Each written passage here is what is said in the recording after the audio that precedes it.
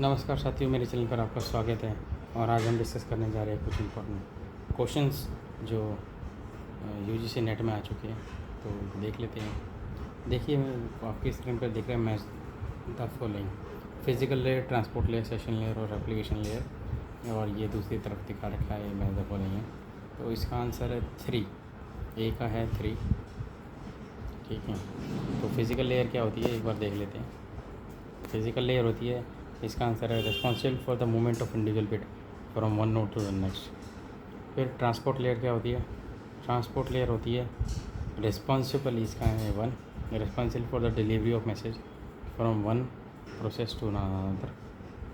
और सी का है सेशन लेयर का है 2, responsible for dialog control and synchronisation.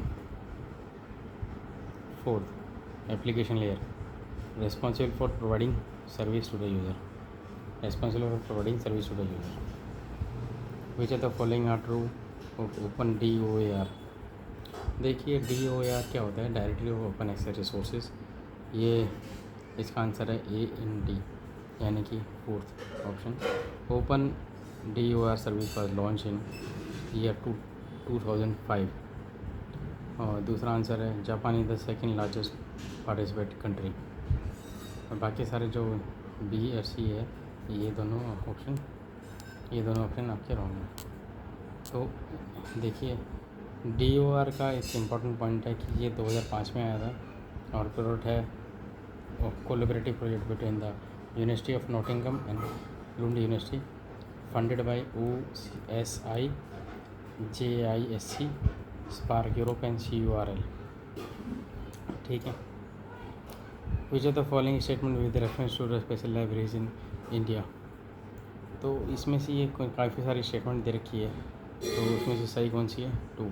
BCD इसकी स्टेटमेंट 3 है, सही है। तो BCD देख लेते हैं।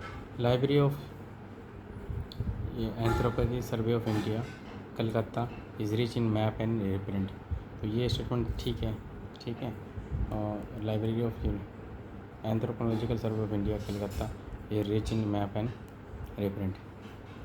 National forest library and information centre is situated in Dehradun, ये भी सही स्टेटमेंट है। और जो है Indian institute of science library is named after JRD Tata, ये भी स्टेटमेंट ठीक है। Arrange the step involve in historical research in logical order. तो मैं आपको स्टेप्स बता देता हूँ क्या क्या है। देखिए, अगर आपको हिस्टोरिकल रिसर्च करना है तो पहला स्टेप है आइडेंटिफाई एन आइडिया, टॉपिक और रिसर्च क्वेश्चन। कोई भी आपको हिस्टोरिकल रिसर्च करना है तो सबसे पहले काम है आपका आइडिया पे काम करिए, identify an idea. Conduct a background literature review conduct करिए। 3 है refine the research idea and question, refine करिए रिसर्च आइडिया और क्वेश्चन को। Determine that historical method will be the method use. Identify locate primary and secondary data source, primary और secondary data source को देखिए। Evaluate the authenticity and accuracy of source material, कि आपकी जहाँ source material है वो सही है या नहीं।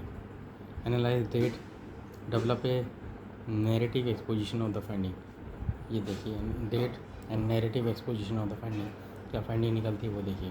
तो ये सारे स्टेप्स हैं अगर हिस्टोरिकल रिसर्च से करनी है। ठीक है। Are classified as a white और ब्लैक हैट, ये सब एक प्रकार के हैकर होते हैं, वाइट हैट और ब्लैक हैट।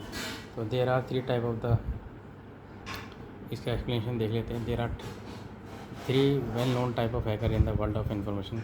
ब्लैक हैट होता है, वाइट हैट होता है और होता है ग्रे हैट।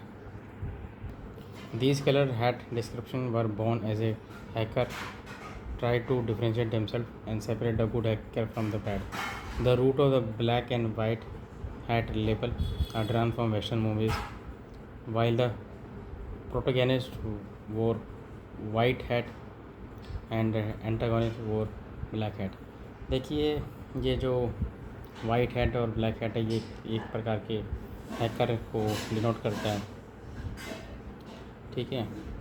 3 प्रकार के जो वाइट हैट होते हैं hackers, black hat, white hat और ग्रे हैट।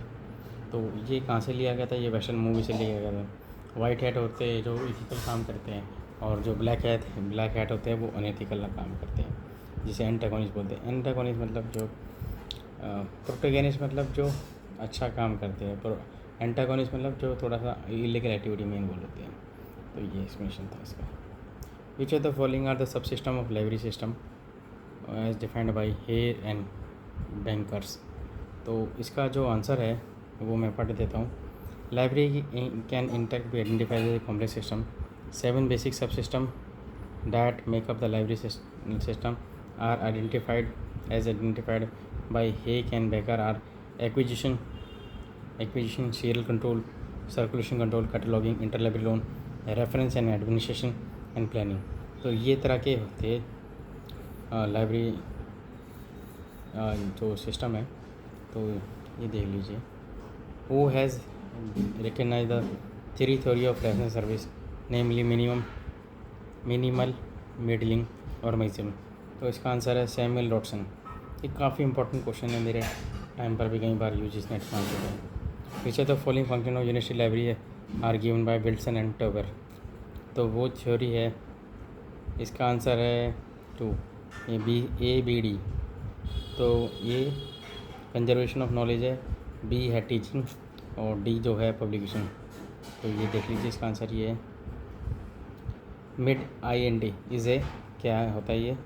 तो ये होता है हमारा 2 मतलब full text peer reviewed Indian biomedical journal database. ये एक डाटाबेस है, ठीक है, बायोमेडिकल का।